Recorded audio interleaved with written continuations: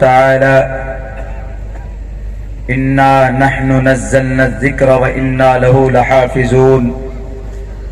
قال النبي صلى الله عليه وسلم: من أراد العلم فليتدبر القرآن فإنه فيه علم الأولين والآخرين. وقال النبي صلى الله عليه وسلم: خيركم من تعلم القرآن وعلم، أو كما قال النبي عليه الصلاة والسلام.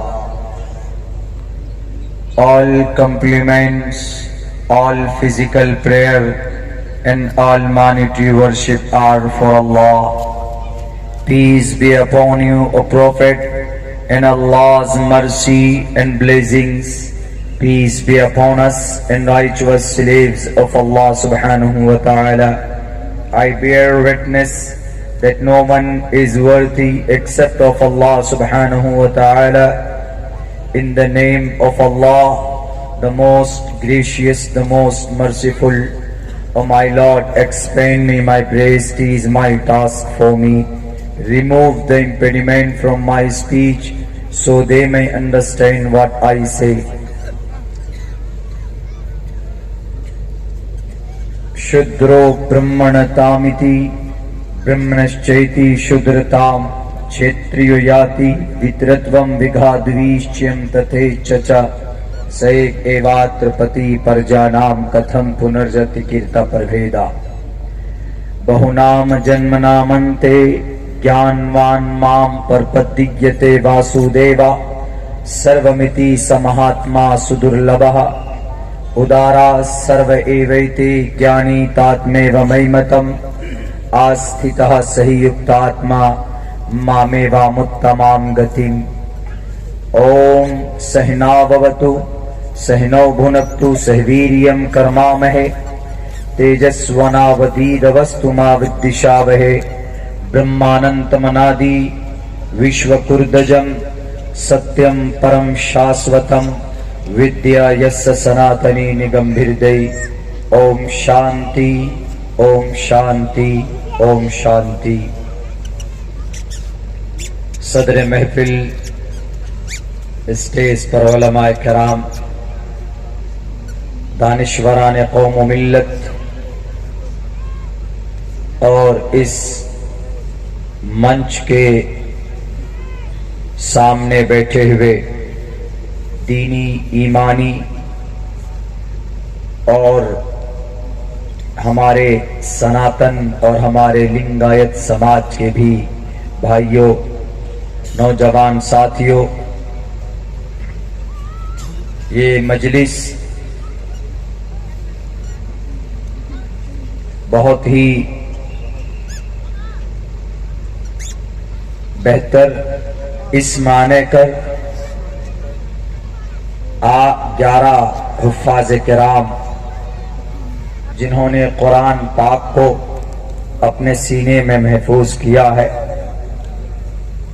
उनके सर पर फजीलत की दस्तार बांधी गई है.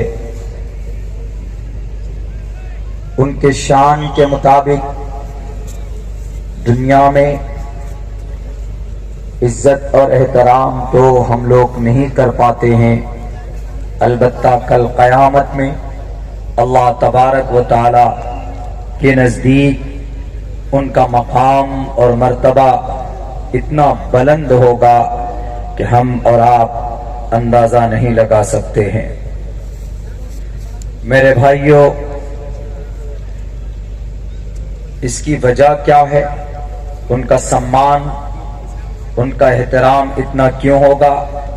क्योंकि उन्होंने कुरान पाक को तकरीबन 3,22,000 से कुछ ज्यादा अल्फाज उन्होंने अपने सीने में महफूज किए, याद किया. ये सिर्फ दुनिया की तन्हा अकेली किताब है जिसको बच्चे लफ्ज बलफ्ज, हर्फ बहर्फ याद कर लेते. दुनिया की कोई किताब याद नहीं की जा सकती. जितने भी शास्त्र हैं ریلیجیس بکس ہیں، اوتھینٹک بکس ہیں، چاہے وہ بائبل ہو یا ہمارے سناتن دھرمی ہندو سماج کے ویدات ہو، لنگایت سماج میں جو بھی کتاب پائی جاتی ہے، جو وچن ہے، وہ بھی ایک طرف رکھیے، اور قرآن ایک ایسی کتاب ہے کہ 9 سال کا بچہ آپ کو زبانی کھڑے ہو کر سنا سکتا ہے۔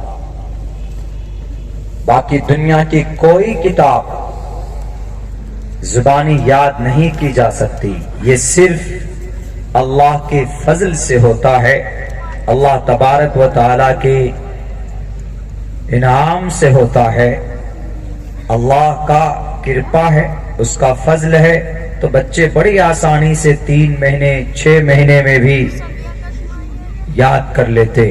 ہمارے بعض اکابر ایسے گزرے ہیں کہ اس قرآن کو 1 مہینے میں، رمضان میں، تراویح میں 1 پارہ 20 رکعت میں پورے دن یاد کرتے اور رات کو تراویح کی نماز میں سناتے۔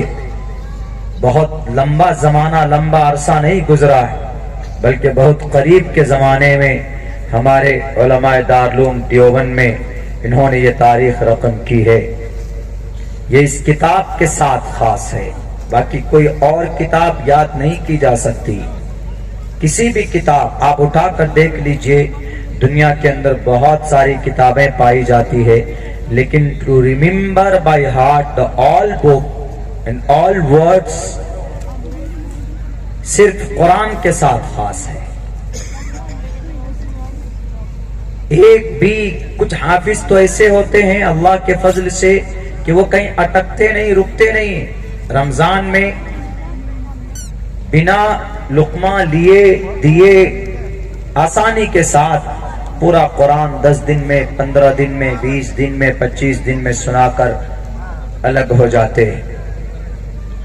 اٹس میریکل، یہ صرف ایک معجزہ ہے۔ آخر ہے کیا کہ اس قرآن کو یاد کر لینے کے بعد کل قیامت میں ان کا بڑا سمان ہوگا۔ ہمارا عقیدہ ہے،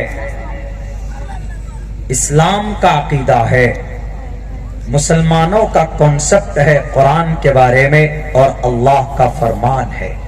اللہ کہتا ہے، اللہ کا فرمان ہے صاف لفظوں میں کہ یہ سیف کتاب ہے، اور یہ ایک ایسی کتاب ہے، یہ ایک ایسی شاستر ہے، ان کی باتوں پر تم عمل کرو گے تو تم مومن ہو، اگر ان کی باتوں پر عمل نہیں کرو گے تو یو آر ناٹ مومن، تم مسلمان نہیں ہو۔ لا یؤمنون حتی یحکموک فیما شجر بینہم، تمہارے پاس جو قرآن ہے، جو شریعت ہے، اسلامک شریعت جس کو بولتے ہیں، میڈیا والے تو بدنام کرتے ہیں، خیر الگ نام دے کر شریعہ قانون ایسا بنا کر بولتے ہیں کہ جیسے پتہ نہیں اس کے اندر کتنا بڑا، پتہ نہیں کیسے کیسے قوانین ہیں جو غلط ہے۔ شریعہ قانون، شریعت کا مطلب میتھڈ، ان طریقہ، راستہ، path, the way of your life، شریعت اس کو بولتے ہیں۔ شریعہ قانون کا مطلب آج یہ سمجھایا جاتا ہے کہ تشدد ہے، ظلم ہے، سختی ہے، عداوت ہے، ترقی میں رکاوٹ ہے۔ یہ کچھ میڈیا والے ایسا ماحول بنانا چاہتے ہیں، حالانکہ ایسا نہیں ہے، بلکہ انسان اس زمین پر کیسے زندگی گزارے گا وہ طریقہ اور وہ احکامات اس قرآن میں بیان کیے گئے۔ اور جن لوگوں کے دماغ میں کچھ غلط باتیں بسی ہوئی، یہ قرآن اسلام کے لیے خصوصاً نازل کیا گیا۔ میں نے قرآن کریم کی دوسری آیت پڑھی تھی، دوسرے پارے کی، تو اللہ صاف لفظوں میں کہتا ہے کہ اے لوگو، اگر تم یہ سوچتے ہو کہ یہ قرآن صرف مسلمانوں کے لیے، تو سنو، شہر رمضان الذی انزل فیہ القرآن ھدی للناس، ہدایت ہے، مطلب رہنمائی ہے، کن کے لیے؟ لوگوں کے لیے، مانو کے لیے، مینکائنڈ، زمین پر جتنے بھی انسان بستے ہیں پوری دنیا میں، ان سب کے لیے رہنمائی کرتا ہے یہ قرآن۔ صرف ٹوپی اور داڑھی والوں کے لیے نہیں، یہ صرف ایک سمودائے کے لیے نہیں، ایک گاؤں کے لیے نہیں ہے، بلکہ یہ سب کے لیے یہ قرآن ہے۔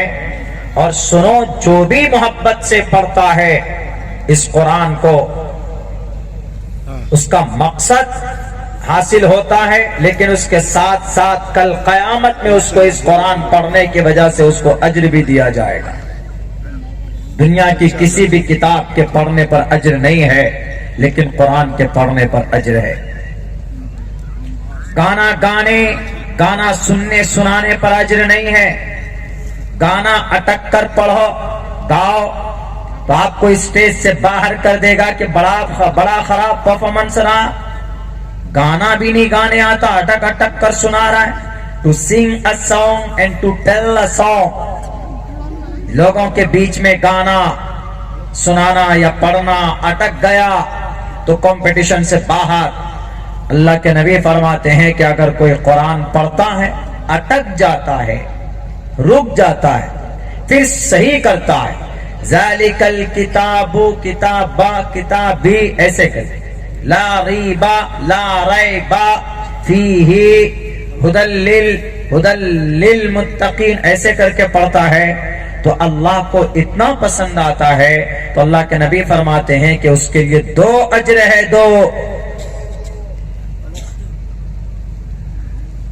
ایک نہیں 2 اجر، 2 نیکی 20 گنا اجر، 1 نیکی ہے 10 گنا اجر بڑھا کر دیا جاتا ہے، 2 اجر ہے تو 20 گنا اجر بڑھا کر دیا جاتا ہے۔ کب؟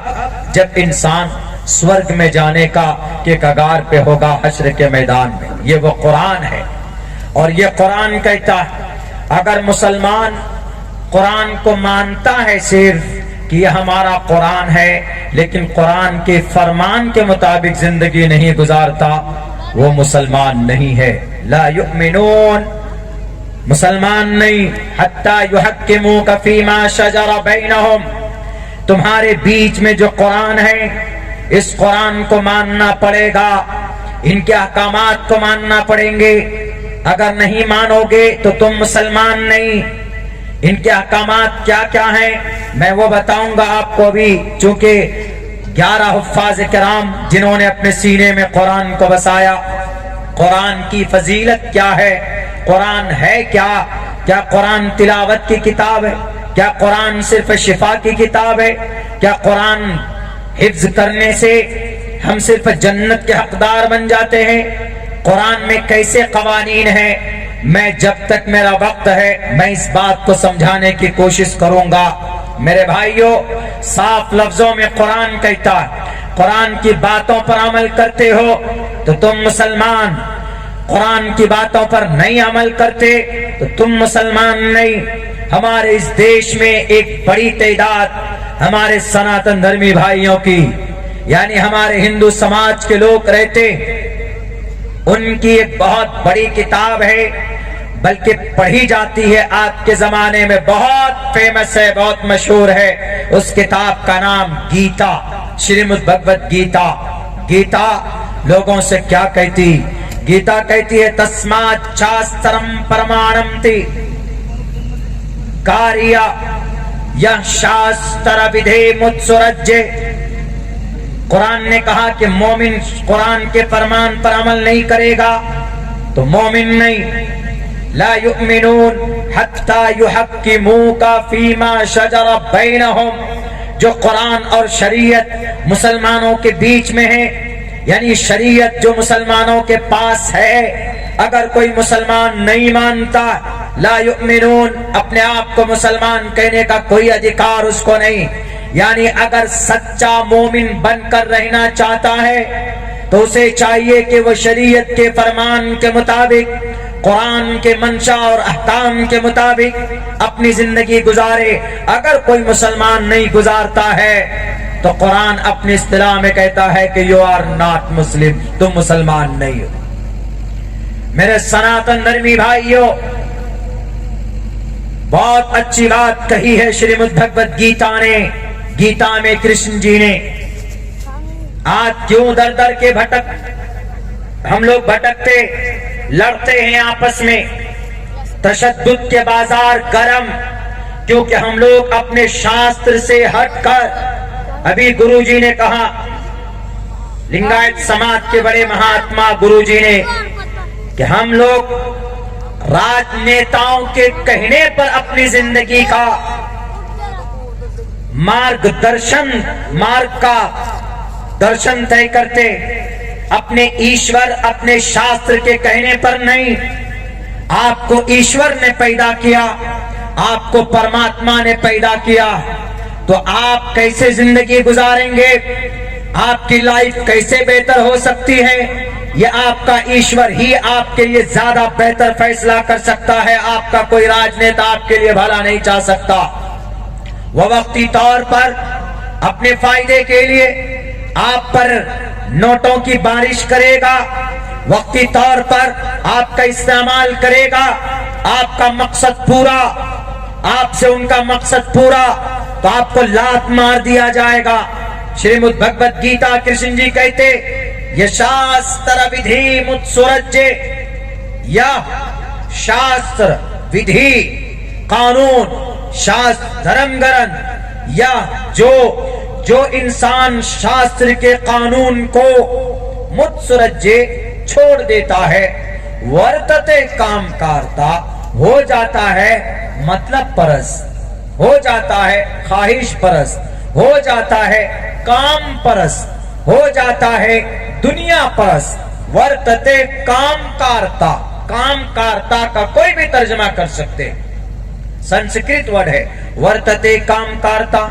جو انسان اپنے شاستر سے ہٹ جاتا ہے، اپنے ایشور کے کہنے سے ہٹ جاتا ہے، تو وہ آدمی مطلب پرست بن جاتا ہے۔ تو ایسے شخص کے لیے کیا کہا؟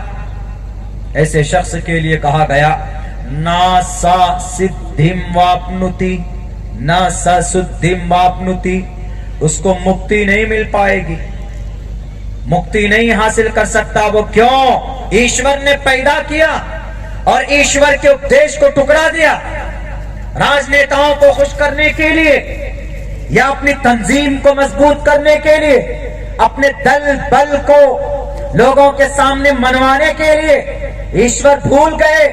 وقتی طور پر ایشور اللہ یاد آتا ہے، باقی سب ختم۔ ورتتے کام کارتا نا سا سدھیم واپنوتی، مکتی نہیں مل سکتی۔ اور آگے فرماتے، نہ سکھم، سکھ بھی نہیں مل سکتا ہے۔ کروڑ پتی ہے،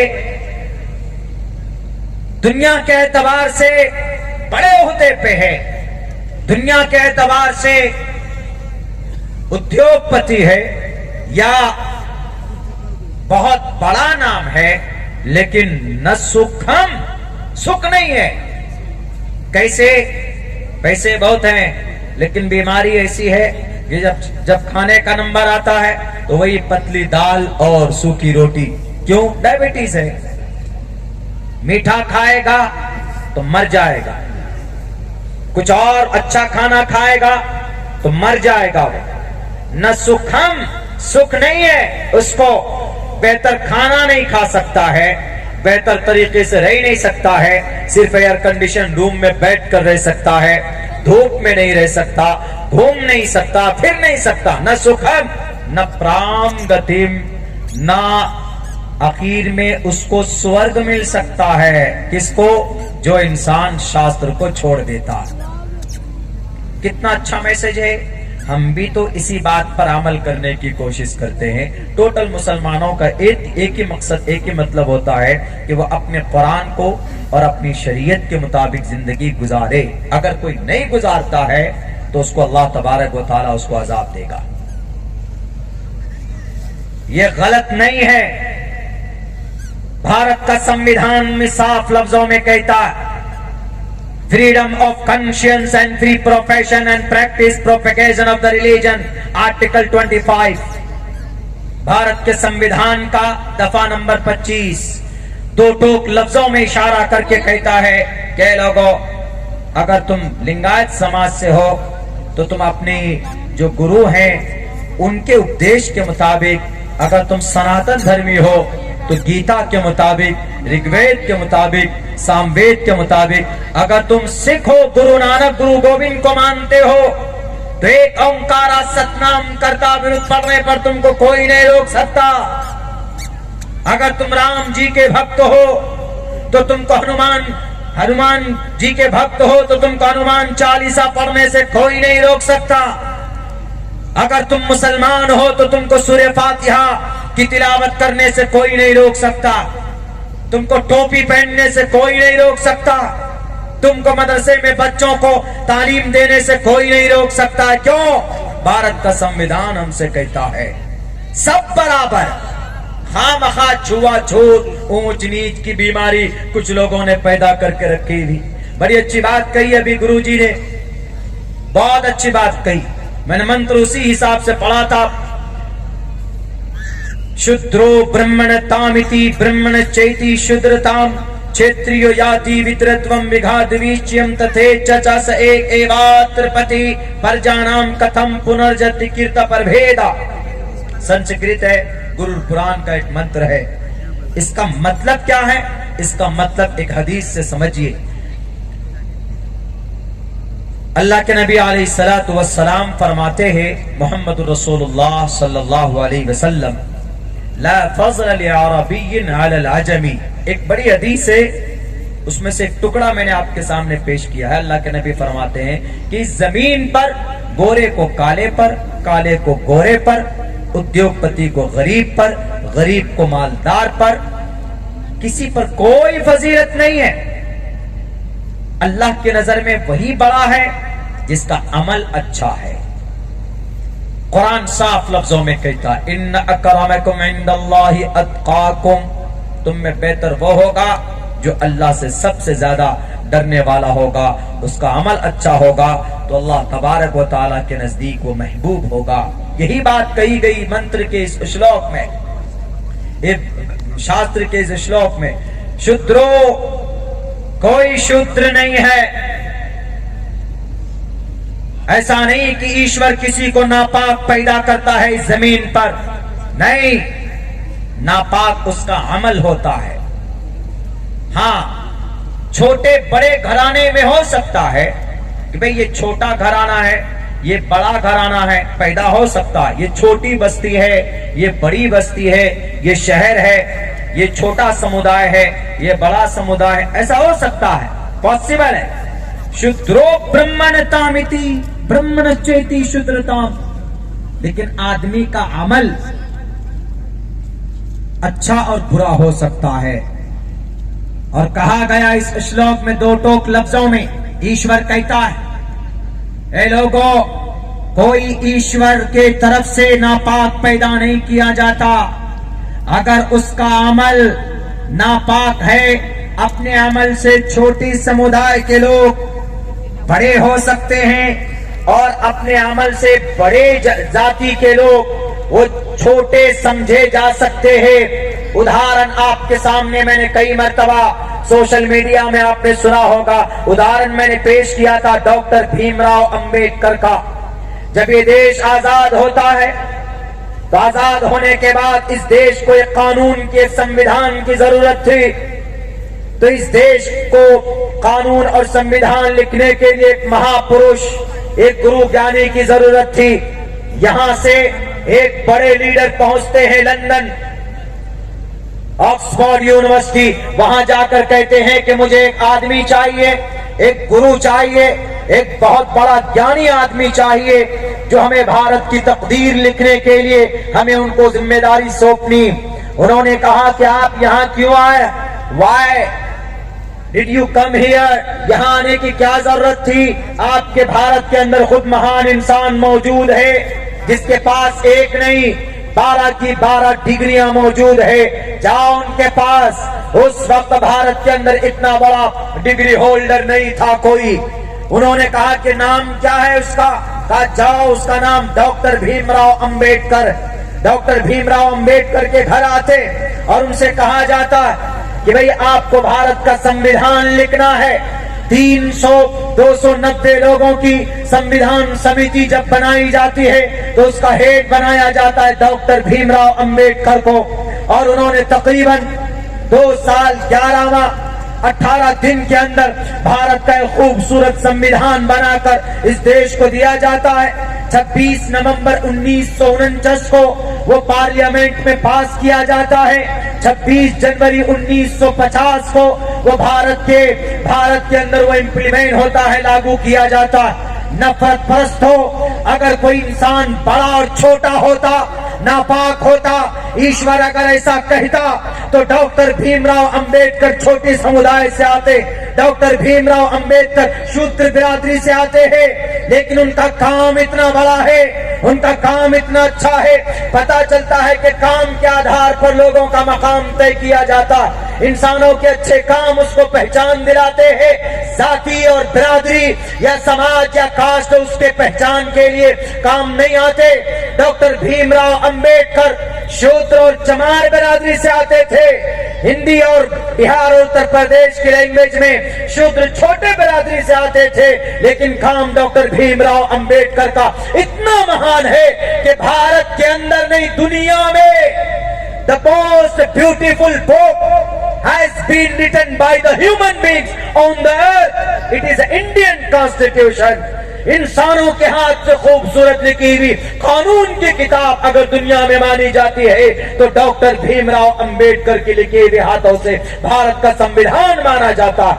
اگر نفرت پرستوں کی بات کریں, جو لوگ ذات کی بات کرتے ہیں, چھوا چھوت کی بات کرتے ہیں, اگر ان کی بات مانے تو بھارت کے سمویدھان کو تو جلا کر بھٹی میں ڈال دینا چاہیے. کیوں؟ اس لیے کہ چھوٹے برادری کے آدمی نے لکھی جی ڈاکٹر بھیم راؤ, ان کو تو کوئی مہان آدمی لکھنا چاہیے. اس سے صاف پتا چلتا ہے کہ آدمی کا عمل طے کرتا ہے کہ بھئی وہ کتنا بڑا. اسی لیے اس منتر میں کہا گیا شودرو برہمن تامتی برہمن چیتی شودرتام چھیتریو یاتی وترتوم وگھاتوی چیم تتھے چچا سیک ایواتر پتی. اور آگے تبلیغ بھی کر رہے, کیا کہتا ہے پرماتما؟ یوں کہتا ہے سیک ایواتر پتی. جب پرماتما سب کا ایک, جب اللہ سب کا ایک, جب ایشور سب کا ایک, جب خدا سب کا ایک, تو وہ الگ الگ کیٹیگری میں الگ الگ کوالٹی کی انسان کیسے پیدا کر سکتا؟ کوالٹی مطلب الگ الگ, ایک پاک ہے, ایک ناپاک ہے, ایک چھوٹا ہے, ایک بڑا ہے, ایسے کیسے پیدا کر سکتا ہے؟ یہ تو نا انصافی ہے. اسی لیے ایشور نے کہا صاف لفظوں میں سے ایک ایواتر پتی پر جانام کتھم پنرجتی کرتا پر بھیدا. اے لوگو, جب ایشور ایک ہے, اس نے ایک ہی نظریے سے سب کو پیدا کیا. زمین پر آنے کے بعد اگر کوئی مثال کے طور پر اسلام میں سید اونچے خاندان, قریش اونچا خاندان مانا جاتا, لیکن پتا چلا سید تو ہے, شراب پیتا ہے, زنا کرتا ہے, اسمگلنگ کرتا ہے, سود کھاتا ہے اور سارے گناہ کے کام کرتا ہے. کیا وہ سید ہونے کی وجہ سے جنت چلا جائے گا؟ اوپر والا کہے گا کہ سب سے پہلے کان تم ہی پکڑو, مرغا پڑو, اتنی پٹائی ہوگی کہ بندر کی طرح لال کر دیا جائے گا اس کو. وہ کہے گا کہ اللہ میں I am Syed, I belong to Syed برادری. کہا کوئی بات نہیں, آ جاؤ سید ہو. خواجہ ابو طالب بھی سید تھے, خواجہ ابو طالب بھی قریشی تھے, سردار تھے. وہ تو بات نہیں مانی, عمل اچھا نہیں تھا. بھائی اختلاف روایت یہ ہے خواجہ ابو طالب کے بارے میں, نام بڑا ہے, صحیح سردار ہیں اپنے سماج کے, اپنے قوم کے. مکہ المکرمہ میں 42 سال تک محمد الرسول اللہ کے کندھے سے کندھا ملا کر ساتھ دینے والے خواجہ ابو طالب, اللہ کے نبی سید الانبیاء کی پرورش کون کرتے؟ 8 سال کے بعد مکمل طور پر خواجہ ابو طالب کرتے. آپ کے چچا بات نہیں مانی اللہ کی, بات نہیں مانی اس رب کی, اس پرماتما کی, تو چلے گئے جہنم. نام کام نہیں آیا کہ میں ابو طالب, میں خواجہ ابو طالب, میں محمد الرسول اللہ کا چچا. یہ بھی کہہ سکتے ہیں کہ میں ارے آخری نبی کا چچا ہوں, میں मत भेजो मुझे जहन्नम में।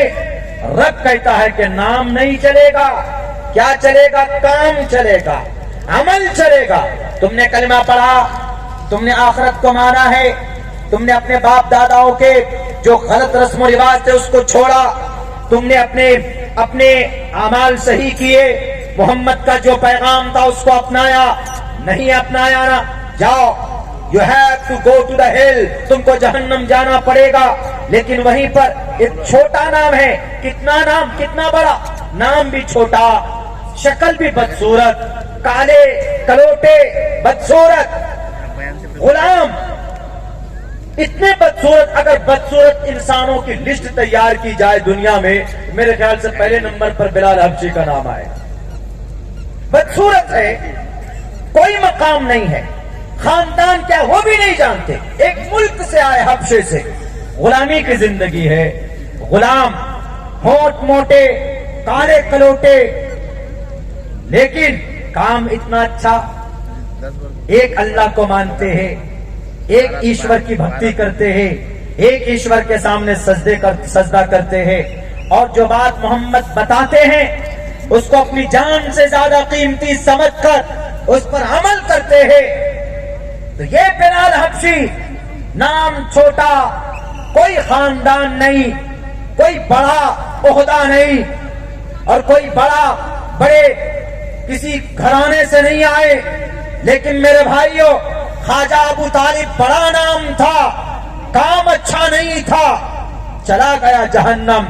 बिलाल हबशी नाम छोटा था, काम इतना बड़ा था कि उनको तपती हुई रेतीली जमीन पर लिटाकर ऊपर से पत्थर का चट्टान रख दिया जाता था।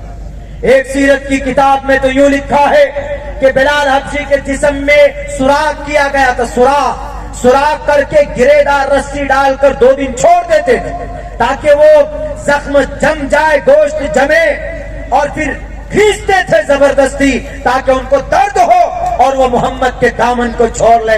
लेकिन बिलाल हबशी यही कहते थे, अल्लाहु अहद, एको देवा सर्वभूतेषु गौड़ा, देव एक, परमात्मा एक, अल्लाह एक है, यही नारा था उनका।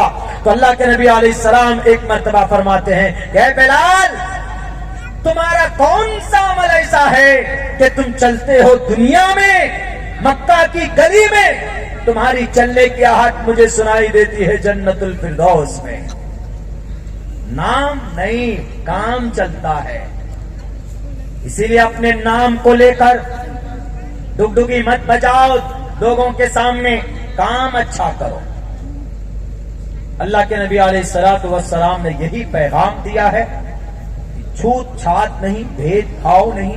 कुरान में साफ लफ्जों में इसका ऐलान किया गया है, 2 टोक लफ्जों में, और अल्लाह के नबी ने इसकी बढ़िया वजाहत की है कि लोगों एक दूसरे से नफरत भी मत करो। अल्लाह के नबी तो यूं फरमाते हैं, बल्कि एक हदीस है, ला यदखुलुल जन्नह मन ला यअमनु जारुहु बवाइकहु, कि अगर तुम्हारे पड़ोस में तुम्हारे पड़ोसी तुम्हारे जुल्म से तंग हो जाते हैं, परेशान हो जाते हैं, तुम भले ही मुत्तकी और तकवा और परहेजगार हो, तुम जन्नत नहीं जा सकते। भले तुम अल्लाह वाले क्यों ना हो, भले तुम मौलाना साहब क्यों ना हो, भले तुम मुत्तकी क्यों ना हो, भले तुम परहेजगार, तुम्हारी जिंदगी के अंदर परहेजगारी क्यों नहीं है, लेकिन तुम पड़ोसी को परेशान करते हो, पड़ोसी कोई भी हो, लिंगायत समाज का भी हो सकता है, पड़ोसी हम सनातन धर्मी भी हो सकता है, पड़ोसी जैन धर्म का भी हो सकता है, पड़ोसी गौतम बुद्ध सिद्धार्थ के मानने वाले भी हो सकते हैं, पड़ोसी क्रिश्चियन भी हो सकता है, पड़ोसी जुडाइज्म भी हो सकता है, कोई भी हो, लेकिन पड़ोसी अगर तुम्हारे जुल्म से महफूज नहीं है, ला यदखुलुल जन्नह, जन्नत नहीं जा सकते। है कोई माए का लाल जो इतना बड़ा पैगाम दिया हो लोगों को? अल्लाह के नबी अलैहिस्सलाम सबको एक नजरिए से देखते थे, सब एक माँ बाप के संतान है। अलबत्ता स्वर्ग पाने के लिए जो अल्लाह का पैगाम था कि लोगों एक अल्लाह को मान लो, बस एक अल्लाह को मानो, या अय्युहन नास क़ूलू ला इलाहा इल्लल्लाह तुफ्लिहू, एक ईश्वर की पूजा करो, एक ईश्वर को मानो, जन्नत चले जाओगे, यही पैगाम था।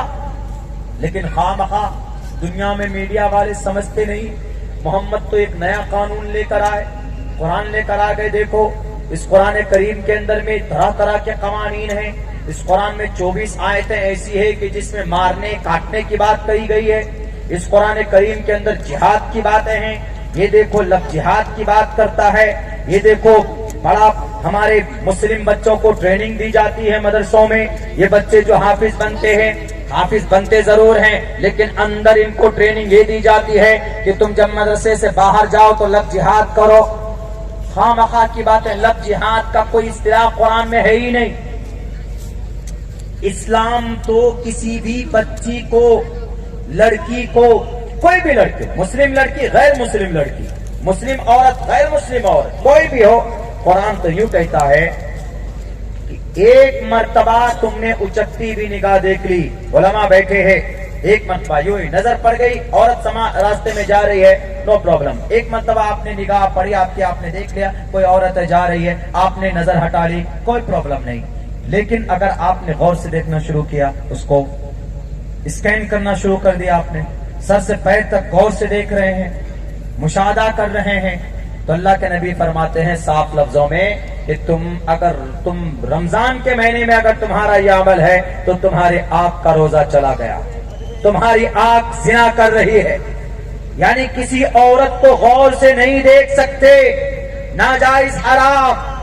پکڑ کر لانا، شادی کرنا، وہ تو 202% ناجائز اور حرام.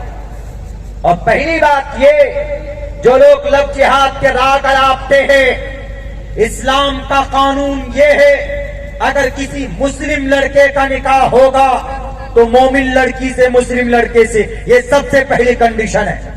اگر کوئی نان مسلم، چاہے اس کی گرل فرینڈ ہو یا کوئی مرن فرینڈ ہو، کوئی بھی ہو، زندگی بھر مرنے کی قسمیں کھا لے، وہ کوئی بھی ہو، نہیں چلتا. ہمارا قرآن، ہماری شریعت ہم اللہ کے طرف سے مانتے ہیں، اللہ کا قانون ہے یہ. اللہ نے یوں کہا ہے، اللہ کے نبی نے یوں کہا کہ اگر کوئی مسلم لڑکا اگر کسی غیر مسلم بچی سے نکاح کر لیتا ہے تو وہ نکاح ویلڈ نہیں ہے ہی نہیں ویلڈ. لفظ جہاد تو دور کی بات ہے. ہاں آپ کہیں گے کہ نہیں جناب اس کا دھرم پریورتن کراتے. اسلام میں زبردستی دھرم پریورتن کی بھی پرمیشن نہیں ہے.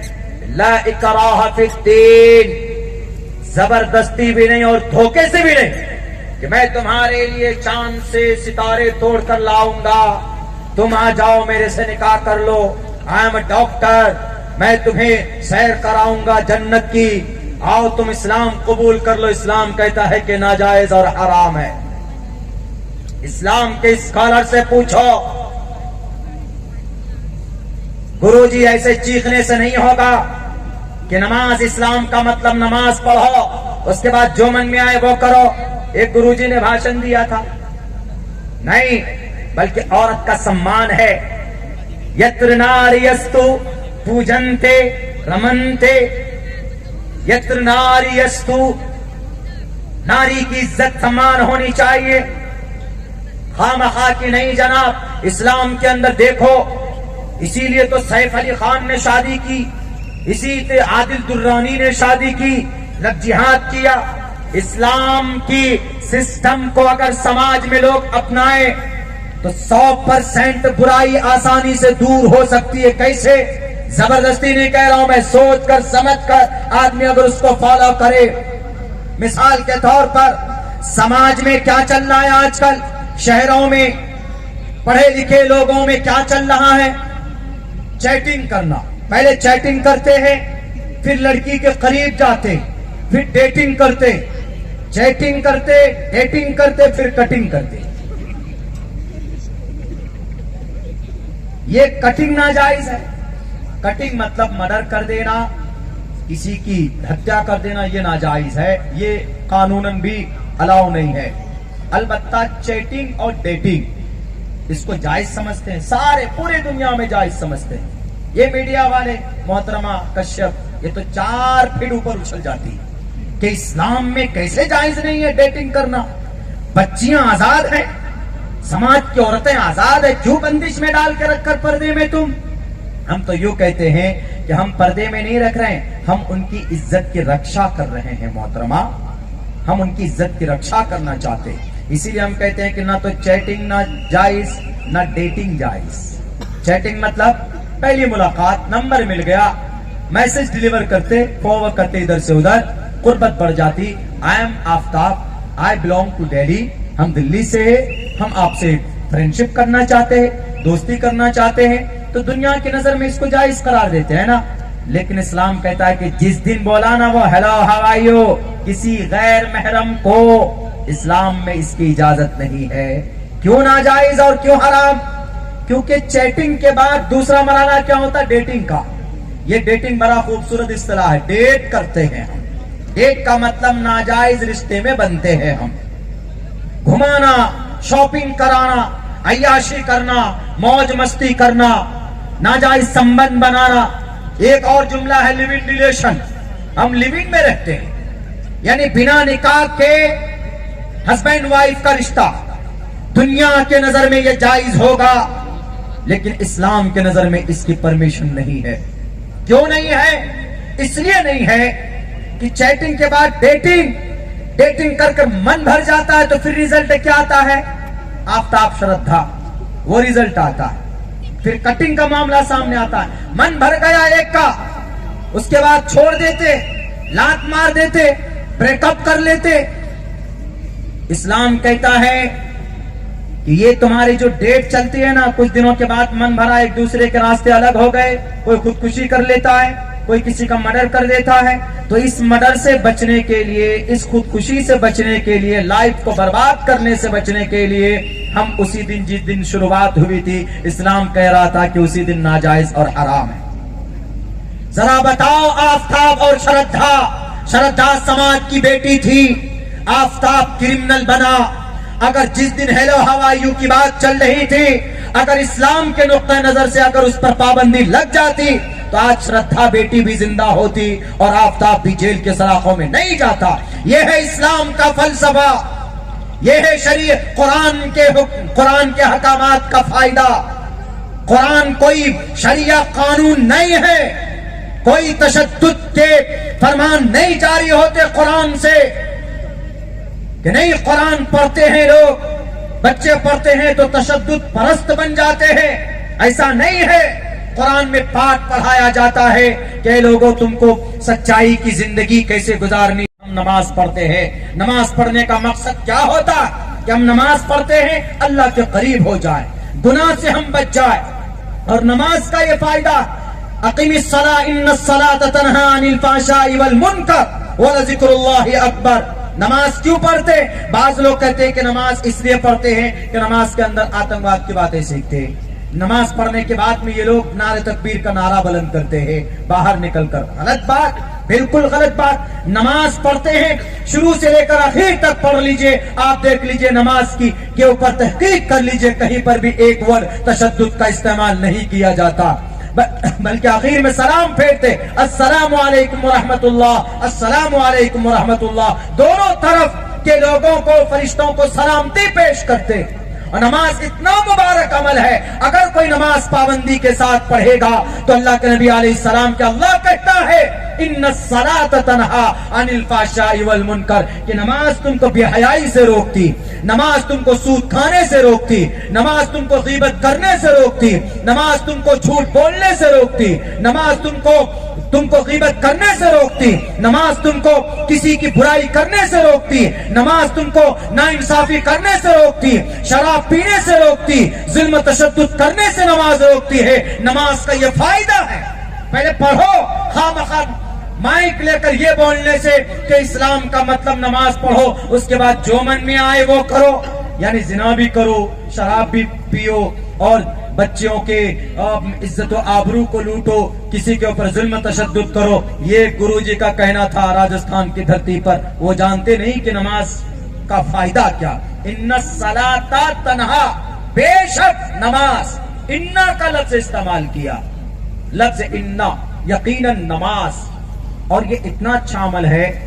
एक बहुत बड़े मर्यादा पुरुषोत्तम श्री रामचंद्र जी ने भी हनुमान जी को कहा था कि तुम साष्टांग करो। कैसे? पथमा दारका जीवा दियो दियन मुजियते तृतीयानन कोडलाकार चतुर्थर्दे चंद्र का पंचम मृदु संयुक्ता। एक एक अलग अलग एक्सप्लेन नहीं करूंगा क्योंकि टाइम बहुत कम है। पथमादारका जीववादियो दिदियन मुझेते पथमादारका सीधे खड़े हो जाओ, नमाज में भी सीधा खड़ा होते, दियो दिदियन मुझेते थोड़ा झुक जाओ, नमाज में भी झुक जाते रुकू में, तृतीयानंद को डलाकार, तीसरे नंबर पर कुंडली मार कर बैठ जाओ, नमाज में कायदा उला में बैठ जाते, चतुर्थ चंद्र का शांति के साथ ध्यान लगाओ, कायदा आखिरा में दरूद पढ़ते तैयार पढ़ते तो ध्यान लगाते, पंचम बिंदु संयुक्ता अपने उस भक्ति से अपने उस इबादत से अपनी इच्छा से शांति के साथ बाहर आओ। जब हम लोग नमाज से बाहर आते क्या करते हैं? सलाम कहते हैं, अस्सलाम वालेकुम रहमतुल्लाह, अस्सलाम वालेकुम रहमतुल्लाह, तब नमाज से हम बाहर आते हैं। क्या तरतीब है अच्छी? श्री रामचंद्र जी श्री हनुमान जी को बता रहे, तो क्या गुनाह है? वो एक भक्ति का एक तरीका बता रहे, साष्टांग का एक तरीका बता रहे हैं, तकरीबन मेल खाता है नमाज से। नमाज पढ़ने से फायदा, इन्ना सलाता तन्हा, बेशक नमाज रोकती है, किससे? बुरी बातों से, तन्हा अनिल फहशाई, बुरी बातों से, बेहयाई से, बुरी बातों से, फहशाई वल मुनकर, और जितने भी गैर समाजी बातें हैं उन सब से भी नमाज रोकती है। वला जिक्रुल्लाहि अकबर, और अल्लाह का जिक्र सबसे बड़ा। के हेतु ब्रह्मगति स्थान्ति सत्संगतिर्दान विचारतोषा, ईश्वर के करीब होना चाहते हो तो उसका जिक्र करो। वला जिक्रुल्लाहि अकबर, अल्लाह का जिक्र बड़ा है, सबसे बड़ा। हम अल्लाह का जिक्र करते हैं, हमारा यह अकीदा है, यह कॉन्सेप्ट है कि हम अल्लाह के करीब होते हैं। अल्लाह तबारक व ताला की कुर्बत हासिल करने के लिए, दिल को मुतमईन करने के लिए अल्लाह का जिक्र किया जाता है। अला बिज़िक्रिल्लाहि तत्मइन्नुल कुलूब, क्या तुम्हें नहीं मालूम कि अल्लाह के जिक्र से दिल मुतमईन होता है? वज़क्किर फ़इन्नज़्ज़िक्रा तनफ़उल मुमिनीन, जिक्र करो, जिक्र करना मुसलमानों को नफा देता है। मेरे हिंदू समाज के भाइयों, सनातन धर्मी भाइयों, अगर आपके कानों तक हमारी आवाज पहुंचती है तो आप भी सत्संग करें। क्यों? ब्रह्मा विष्णु महेश, यानी महेश शिव, शंकर शिव, अरबी में इसी को अल-क़हार बोलते। शिव जी को अरबी में अल-क़हार बोला जाता, विष्णु को अरबी में रब्बुल आलमीन बोला जाता, और ब्रह्मा को अरबी में अल-खालिक बोला जाता। मौलाना अरशद मदनी ने एक इशारा दिया था, लोग बिदक गए, 3-3 ग्राम खून कम होने लग गए। कैसे है? ईश्वर ओम को और अल्लाह को एक बता दिए। एक कॉन्सेप्ट है, हमारे लिंगायत समाज का अलग कॉन्सेप्ट है, सनातन धर्मियों का अलग कॉन्सेप्ट है, जैन का अलग अकीदा है, इस्लाम का अलग अकीदा है। लेकिन ईश्वर गॉड के बारे में, अल्लाह के बारे में हजरत मौलाना ने एक तफसील बयान करने की कोशिश की थी। वो भाईचारे के लिए, मानवता के लिए, एक प्लेटफॉर्म पर आने के लिए कि हमारे हिंदू समाज के लोगों, हमारे इस देश में सनातन धर्मी भाइयों, जिसको आप ओम मानते, हम उसी को अल्लाह मानते। मतलब ये था कि आप भी एक ईश्वर की भक्ति करो, एक ईश्वर है आपका।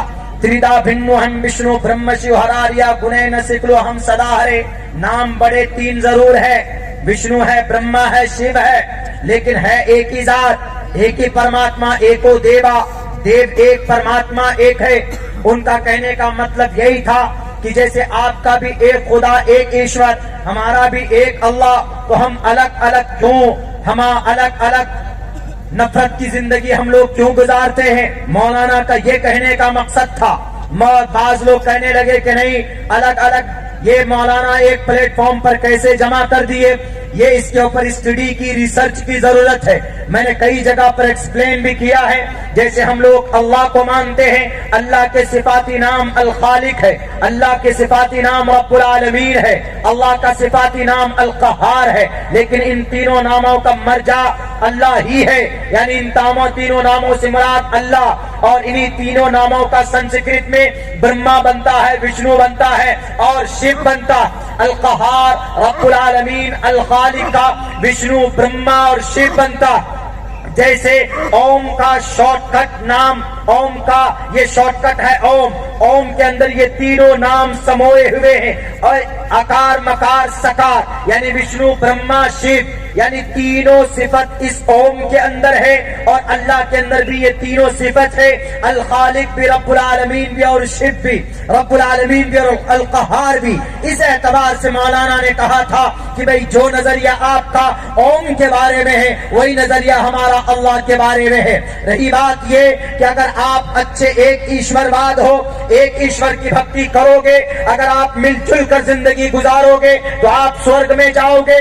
اور آپ کو بھی اپنے مذہب پر عمل کرنے کی آزادی ہے، ہم کو بھی اپنے مذہب پر عمل کرنے کی آزادی. Freedom of conscience and free profession. Profession کا کیا مطلب ہے؟ پروفیشن کا مطلب عقیدہ. کوئی اوم کو مانتا ہے، کوئی اللہ کو مانتا ہے، کوئی کسی گرو نانک کو مانتا ہے، کوئی مہاویر جین سوامی کو مانتا ہے، اور کوئی جناب گوتم بدھ سدھارتھ کو مانتا ہے، کوئی ڈاکٹر بھیم راؤ امبیڈکر کو اپنا لیڈر تسلیم کرتے ہیں، بلکہ ان کو بھگوان کا بھی درجہ دے دیتے. یہ عقیدہ آستھا ہے لوگوں کا. تو ہر آدمی کو اپنے اپنے آستھا کے مطابق اپنے دھرم پر عمل کرنے کی اجازت اور پرمیشن ہے. کسی کو بھارت کے سمویدھان نے بندش نہیں لگائی، پابندی نہیں لگائی کہ تم ٹوپی اور داڑھی والے ہو تو تم نماز نہیں پڑھ سکتے، تم اذان نہیں پڑھ سکتے، اذان کے اوپر پابندی لگا دیں گے. غلط بات. نہ کسی کی پوجا پر پابندی لگائی جا سکتی ہے، نہ کسی کے اذان پر پابندی لگائی جا سکتی ہے. یہ بھارت کا سمویدھان کہتا ہے. بھارت کے آرٹیکل نمبر 30 بھی صاف لفظوں میں یوں بھی کہتا ہے اگر حافظ عبد الرحمان صاحب مدرسہ چلاتے ہیں تو ان کے مدرسوں سے کو بلڈوز نہیں کیا جائے گا، کیونکہ آرٹیکل 30 میں کہا گیا all minorities whether based on religion shall have the right to establish an administration. دھارمک تعلیمی استھان یعنی مذہبی تعلیمی ادارے الپ سنکھیک کو اجازت ہے آن دیئر چوائس، اپنی مرضی سے، چاہے وہ زبان کی تعلیم دے یا قرآن کی تعلیم دے یا کسی اور شاستر کی تعلیم دے، کوئی اس کو منع نہیں کر سکتا جب تک یہ پروف نہ ہو جائے کہ ان مدرسوں کے اندر آتنکواد پیدا کیے جاتے. میرا یہ دعویٰ ہے، میں خدا اسپینٹ 14 ایئرس کمپلیٹلی ان مدرسہ. میں مدرسے کا طالب علم رہا، 14 سے 15 سال تک میری زندگی مدرسے کے اندر گزری. میں قسم کھا کر 100 مرتبہ یہ بات کہوں گا دنیا کے نفرت پرست لیڈروں، مدرسے میں آ کر دیکھو ڈھنگ سے کھانا تک نصیب نہیں ہوتا ہے ہمارے بچوں کو، گرمی کے اندر میں پنکھا نصیب نہیں ہوتا ہے. سن 2011-10 کے اندر دارالعلوم دیوبند میں میرا داخلہ ہوتا ہے تو جس مدرسے میں جو روم روا کے خالص 19 نمبر مجھے روم ملا تھا تو وہاں پر اوپر میں پنکھے بھی نہیں لگے تھے. مدرسے میں بچے پڑھتے ہیں، پنکھے بھی نہیں نصیب ہوتے. کھانے کے اندر وہ دال ملتی ہے تو بعض مدرسوں میں وہ دال جس سے اتنی پتلی دال ہوتی ہے کہ یوں کہا جاتا ہے کہ بھئی عدس الذی یجوز بہ الوضوء، ایسی دال کہ جس سے وضو کرنا جائز، یعنی پانی کی طرف پتلی دال. وہ دال کھا کر بچے پڑھتے ہیں. وہ دال کھا کر اور موٹی اور کچی روٹی کھا کر کوئی آتنکواد کیسے بن سکتا ہے؟ یہ تو کہہ سکتا ہوں آتنکواد تو نہیں بنتے مدرسوں میں، بلکہ اپنے ملک کے لیے، اپنی قوم کی بقا کے لیے دعا ضرور کرتے ہیں. ان مدرسوں کے اندر ہمارے بچے تمہارے کرپشن اور تمہارے غیر معصوم لوگوں کی ہتھیاؤں کی وجہ سے، معصوم لوگوں پر ظلم و تشدد کی وجہ سے ایشور ناراض ہوتا ہے، اس زمین کے اوپر عذاب لانا چاہتا ہے، آ جاتا ہے عذاب. لیکن قوم کے سماج میں دیکھتا ہے، اس بستی میں دیکھتا ہے مدرسے میں کچھ بچے فجر کی اذان سے پہلے قرآن پڑھ رہے ہوتے. اللہ تبارک و تعالیٰ کے پاس وہ عذاب کا فرشتہ واپس جاتا اور کہتا ہے کہ اے رب، اے پرماتما، کیسے اس بستی کو میں عذاب کے ذریعے سے تباہ کر سکتا ہوں؟ کیوں؟ کیا بات ہے؟ وہ معصوم بچے قرآن کریم کی تلاوت کر رہے ہیں. اے فرشتے تم گواہ رہنا، اگر میں نے اس گاؤں کے سود خوروں کو، اس گاؤں کے جو کرپٹ نیتا ہیں، جو تشدد پرست لوگ ہیں، اگر ان کی جان بچی ہے تو ان بچوں کے، معصوم بچوں کے قرآن کریم کی تلاوت کی وجہ سے جان بچی. یہ مدرسہ ہوتا ہے، مدرسے میں یہ چیز ہوتی ہے. ہم اپنے دھارمک دھرم شاستر کو پڑھاتے ہیں چونکہ ہمارا کانسیپٹ اور عقیدہ ہے کہ اگر ہمارا بچہ، ہم حافظ قرآن بنیں گے تو اللہ کل قیامت میں ہمیں یوں کہے گا جب لوگ پریشانی کے عالم میں ہوں گے, نفسی کے عالم میں ہوں گے, تو اللہ تبارک و تعالیٰ یوں کہے گا کہ تمہارے ماں باپ کہاں ہیں, بلائے جائیں گے, روشن تاج پہنایا جائے گا, ایک دم اتنے روشن تاج, لوگ کہیں گے کہ کون ہے یہ, who's this person, یہ تو بڑے غریب تھے, بڑے کمزور تھے, یہ کوئی مقام ہی نہیں تھا, کوئی گنتی نہیں تھی, نہ ایم ایل اے, نہ ایم پی, نہ مکھیا, نہ وارڈ کاؤنسلر, نہ سی ایم, نہ پی ایم, نہ پرائم منسٹر, نہ راشٹرپتی, کچھ بھی نہیں تھا, یہ کلو اور للو تھے, کسان تھے, مزدور تھے بیچارے. تو اللہ تبارک و تعالیٰ ادھر سے آواز آئے گی, یار یہ وہ ہے جنہوں نے مدرسہ معراج العلوم میں اپنے بچے کو حافظ قرآن بنایا تھا, میرے قرآن کو یاد کروایا تھا. اور سنو, یہ تو ماں باپ کو روشن تاج ہے. ابھی دیکھو, وہ دیکھو ڈاکٹر صاحب مرغا بنے بیٹھے, وہ دیکھو ادھر منسٹر صاحب ہے, ابھی جو منسٹر صاحب جو بنے نا پہلے سال کے پہلے مہینے میں اٹکے ہوئے ہیں, یہ فنڈ کہاں گیا, فنڈ کہاں گیا. لیکن حافظ قرآن کو دیکھو, ہم کہیں گے اقرا وارتقی, کوئی سوال نہیں. حافظ قرآن, ہاں 10 آدمی کو پکڑو, 10 آدمی کو لو, 5 ادھر 5 ادھر, اور ان لوگوں کو لو, دیکھو جہنم میں اگر جل رہے ہوں گے تو ان کو اٹھا کے لے کے آؤ, سب کو اٹھا کے لے کے آؤ. اقرا وارتقی, پڑھو قرآن کو, جنت کے دروازے پر چڑھتا جا. کس سے کہا جائے گا, حافظ قرآن سے. منتری جو ادھر رجسٹر لے کر کھڑے ہوں گے, پسینے پہنچ رہے ہوں گے, اور doctor, M B B S, professor, سب الگ الگ نفسی کے عالم میں ہوں گے, لیکن حافظ قرآن فوراً پاس مل جائے, پاس ملے گا. اقرا وارتقی, پڑھو, جنت کے دروازے میں چڑھتا جا. فَلْيُقَالُ لِصَاحِبِهِ, کل قیامت میں کہا جائے گا کس سے, لِصَاحِبِهِ. 2 تفسیر ہے لِصَاحِبِهِ کا. لِصَاحِب, صاحب مطلب دوست, ساتھی, اور قرآن کا ساتھی اور دوست کون ہوتا, حافظ قرآن ہوتا ہے. لیکن اگر کوئی تلاوت کرتا ہے کثرت سے, سمجھنے کی کوشش کرتا ہے, تو اس پر بھی اطلاق ہوتا. ملا علی قاری رحمت اللہ علیہ نے تشریح کی ہے کہ اگر کوئی قرآن سے محبت کرتا ہے, پڑھتا ہے کثرت سے, اس کے حکم کے مطابق زندگی گزارتا ہے, تو اس سے یہ بھی, وہ بھی اسی زمرے میں آتے ہیں. ان سے بھی کہا جائے گا فَلْيُقَالُ لِصَاحِبِهِ, لِصَاحِبِ الْقُرْآنِ, قرآن کے دوست سے کہا جائے گا اقرا وارتقی. جیسے تم دنیا کے اندر میں پڑھتے تھے قرآن, پڑھتا جا, جنت کے دروازوں میں چڑھتا جا. دنیا والے آشاش کر رہے ہوں گے وہاں پہ, کہہ رہے ہم تو ان کو حافظ جی سمجھتے تھے, حافظ جی مت بناؤ بیٹے کو. کیوں, زیادہ سے زیادہ کیا کرے گا, مسجد کا لوٹا توڑے گا, مدرسے میں بیٹھ کر چٹائی پھوڑے گا, وہ کرے گا, یہی سمجھتے تھے ہم. نہیں, اپنے بچے کو حافظ بنائیے, پوتر گرنتھ ہے.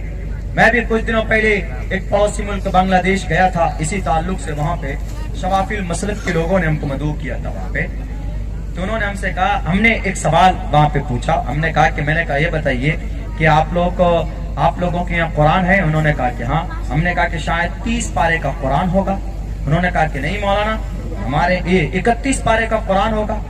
تو یہ جو ایس ایچ او تھا وہاں پر, وہ بھی اسٹیج پر ہی تھا بیچارہ, وہ بولا کہ مولانا عبداللہ صاحب, از اٹ پاسبل کہ 31 پارے کا قرآن ہو سکتا, ممکن ہے؟ ہم نے کہا کہ بھئی ہمارے یہاں تو اسٹیٹ بدلتا ہے تو شاستر بھی بدل جاتا, خدا بھی بدل جاتا, تو آپ کے یہاں کیا پتا, یہاں تو ملک بدل گیا, باؤنڈری بدل گئی, الگ ہو گئی, دوسرے ملک میں آ گئے ہیں. تو انہوں نے کہا کہ نہیں مولانا, ہمارے یہاں بھی 30 ہی پارے. پوری دنیا کے قرآن میں کہیں پر بھی اٹھا کے دیکھ لیجئے, ذرہ برابر آپ کو کوئی فرق نہیں ملے گا. شروع سے الحمدللہ سے شروع ہوتا ہے اور ختم من الجنت والناس پر ہوتا ہے. 30 پارے بچے یاد کر لیتے.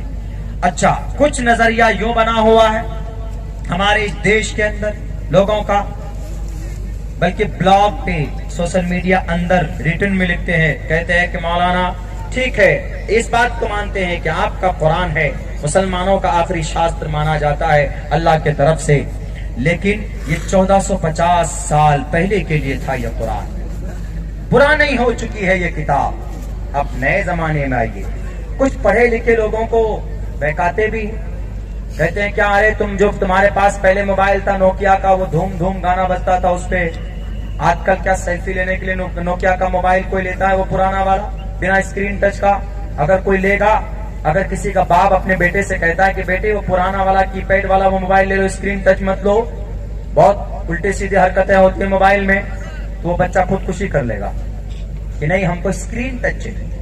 یہ پرانا موبائل کائے کو دے رہے ہیں, نیا چاہیے. بیٹے راجدوت گاڑی لے لو، سوزوکی کی گاڑی لے لو، وہ پرانے زمانے کی، تو وہ خودکشی کر لے گا وہ، لیکن وہ گاڑی نہیں لے گا، کہے گا ہم کو پلسر چاہیے، اپاچی چاہیے آج کے زمانے میں۔ کیوں؟ زمانہ ماڈرن ہو چکا ہے، ہم پرانی چیز یوز کریں۔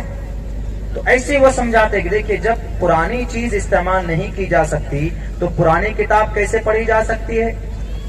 1450 سال پہلے یہ کتاب نازل ہوئی، تو اب اس قرآن کو آج کے زمانے میں آپ لوگ کیوں اتنے مدرسے میں پڑھاتے ہیں، حافظ جی بناتے ہیں، رٹاتے ہیں، بچے 3 سال تک بیٹھ کر اس کو رٹتے ہیں، پھر جب حافظ بن جاتے تو سر پر فضیلت کی دستار باندھتے ہیں۔ یہ تو بہت پرانی کتاب ہو گئی نا، چھوڑیے ان سب کو، نئی کتاب پڑھیے، نئے اعتبار سے آگے ترقی کیجیے۔ ایک بات یاد رکھیے، میں نے ایک حدیث پڑھی آپ کے سامنے میں، یہ وہ قرآن ہے جو قیامت تک انسانوں کی، مسلمانوں کی نہیں، قیامت تک انسانوں کی رہنمائی اور رہبری کے لیے آئی ہے، قیامت تک۔ صرف عبادت کے لیے نہیں کہ ہم قرآن کی ایک آیت پڑھیں گے، ایک حرف پڑھیں گے، اٹک کر پڑھیں گے تو 2 اجر پنیہ کمانے کے لیے قرآن صرف نہیں ہے۔ قرآن انسان کی زندگی میں جس چیز کی ضرورت ہے، تبیانا لکل شیء، ہر چیز کو قرآن بیان کرتا ہے۔ مثال کے طور پر لوگ اعتراض کرتے ہیں کہ مولانا ہم اپنے بچے کو ڈاکٹر بنانا چاہتے ہیں، کیا قرآن پڑھ کر ہمارا بچہ ڈاکٹر بن سکتا ہے؟ جی بن سکتا ہے۔ حافظ بنائیے، قرآن کے اوپر ریسرچ کیجئے، دیکھ لیجئے گا کہ سائنس کا 30%، جدید سائنس کا 30% قرآن سے حل ہوا ہے۔ حافظ قرآن کیا دنیا کے اندر ڈاکٹر نہیں بن سکتا ہے؟ ارے آکسفورڈ یونیورسٹی کے اندر جو کتاب پڑھائی جاتی ہے القانون، اس القانون کتاب کو لکھنے والا کوئی اور نہیں ہے، حافظ قرآن تھا۔ 10 سال کی عمر میں حافظ بنے تھے وہ، تاریخ اٹھا کر دیکھ لیجئے، اس کا نام شیخ حسین ابن علی سینا، حافظ قرآن۔ اور تو اور ڈاکٹروں کا امام ابو بکر محمد بن زکریا الرازی۔ میڈیا والوں یہ مت الزام لگاؤ کہ قرآن پڑھ کر صرف ملا جی بنتا ہے، قرآن پڑھ کر صرف مولانا بنتا ہے، قرآن پڑھ کر ڈاکٹر بنا ہے۔ ڈاکٹروں کا امام ابو بکر محمد بن زکریا الرازی کا 1923 میں کہاں؟ لندن میں قرآن پڑھ کر بنے تھے یہ، قرآن کریم سے تحقیق پیش کی تھی لوگوں کے سامنے میں۔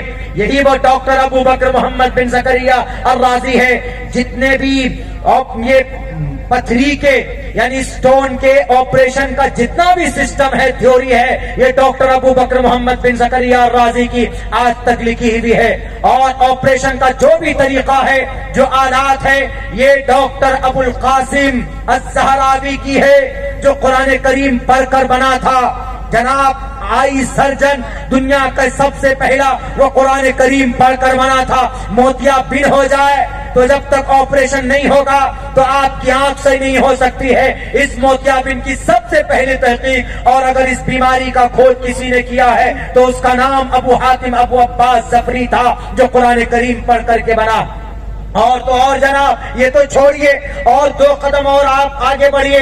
ہم لوگ چیچک، ابھی کچھ سالوں پہلے یہ بیماری آئی تھی، چیچک جیسی مہلک بیماری کی کھوج اگر کسی کی کتاب سے لی گئی ہے تو یہی ڈاکٹر ابو بکر محمد بن زکریا الرازی کی کتاب سے لی گئی۔ یہ نہ کہو کہ قرآن کریم پڑھ کر مولانا بنتا، قرآن کریم پڑھ کر دیش کو بچانے والا مجاہد بھی بنتا ہے، قرآن کریم پڑھ کر انگریز کو بھگانے والا مجاہد مولانا ابو القاسم پیدا ہوتے ہیں، مولانا عبد الرشید پیدا ہوتے ہیں، شاہ ولی اللہ محدث دہلوی پیدا ہوتے ہیں، اور حافظ ضامن شہید پیدا ہوتے ہیں، اور تو اور جناب مولانا فضل حق خیر آبادی پیدا ہوتے ہیں، مولانا جعفر تھانیسری پیدا ہوتے ہیں، شیر ہندوستان ٹیپو سلطان پیدا ہوتا ہے۔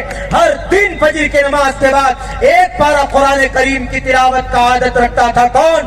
یہ شیر فتح علی خان ٹیپو سلطان۔ بنا قرآن کریم کی تلاوت جس دن ان کی شہادت ہوئی، جس دن ان کی موت ہوئی، اس دن 2 پارے قرآن کریم کی تلاوت کرتا ہے، تب جا کر انگریز کے سامنے میں اپنے لوگوں کی بے وفائی کی وجہ سے، غداری کی وجہ سے جب باہر نکلے قلعے سے تو اندر سے دروازہ بند کر دیا جاتا ہے تاکہ دوبارہ اندر نہ آنے پائے، لیکن پھر بھی قرآن کریم کا عاشق تھا، مسجد بنائی تھی انہوں نے 1790 کے اندر۔ میرے بھائیوں، ایک کنڈیشن انہوں نے رکھی تھی کہ اس مسجد کی بنیاد وہی ڈالے گا جس کی 40 سال سے جو صاحب ترتیب ہو، جو صاحب ترتیب ہو یہ مسجد کی بنیاد ڈالے گا۔ صاحب ترتیب اس کو بولتے ہیں جس کی کبھی بھی فرض نماز قضا نہ ہوئی ہو، جماعت کے ساتھ نماز پڑھتا ہو، ٹائم سے نماز پڑھتا ہو، اس کو صاحب ترتیب بولتے۔ انہوں نے ایک کنڈیشن رکھی کہ میری اس مسجد کی بنیاد وہی صاحب رکھیں گے جو صاحب ترتیب ہو، بالغ ہونے سے لے کر اس وقت تک اس کی کبھی بھی فرض نماز چھوٹی نہ ہو، قضا نہ ہوئی ہو۔ تو میرے بھائیوں، تو کوئی نہیں نکلا، خود ٹیپو سلطان آگے بڑھ کر مسجد کی بنیاد ڈالتے ہیں۔ مسجد کی بنیاد ڈالنے کے بعد اعلان کرتے ہیں کہ میری بالغ ہونے کے بعد سے لے کر آج تک کبھی بھی میری فرض نماز چھوٹی نہیں ہے۔ وہ تھا شیر ہندوستان ٹیپو سلطان۔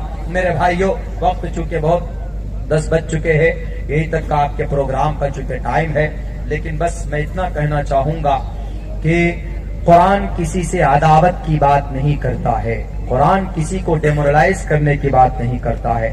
شریعت ہماری قرآن سے ہے اور قرآن کسی کے اوپر نہ ظلم و زیادتی کی بات کرتا ہے، نہ کسی اساماجک بچوں کو زبردستی یا اساماجک انسان کو زبردستی اپنے دھرم کی پرچار کی بات کرتا ہے۔ یہ سب خامخواہ ایک نفرت پھیلانے کے لیے ایک سازش رچی گئی ہے جو ہمارے اور آپ کے بیچ میں رکھی جاتی ہے۔ دنیا کی کوئی بھی دھرم ہے اس کو ظلم کرنے کی کسی کو اجازت نہیں دیتا ہے۔ دھرم کے مطابق اپنی زندگی گزاریے اور اپنے دیش کے لیے دعا کیجیے اور دیش کو آگے بڑھانے کے لیے کام کیجیے، سنویدھان کو مانیے، سنویدھان کو سینے سے لگا کر آگے بڑھیے، اور سب لوگ اپنا عقیدہ اپنی جگہ پر ہے، آپ کا عقیدہ، لیکن ہر سماج اور ہر برادری کے لوگ ایک ماں باپ کی سنتان ہیں، لے کر کے ایک ساتھ چلیے۔ اگر پڑوسی میں کوئی بھی رہتا ہے، کوئی تکلیف ہے، دقت ہے، تو ان کی مدد کیجیے، ان کی پریشانی جو ہیومینٹی اسی کو بولتے ہیں کہ دوسرے کے درد کو اپنا درد سمجھ کر اس کو حل کرنا، اس کو آگے لے کر چلنا۔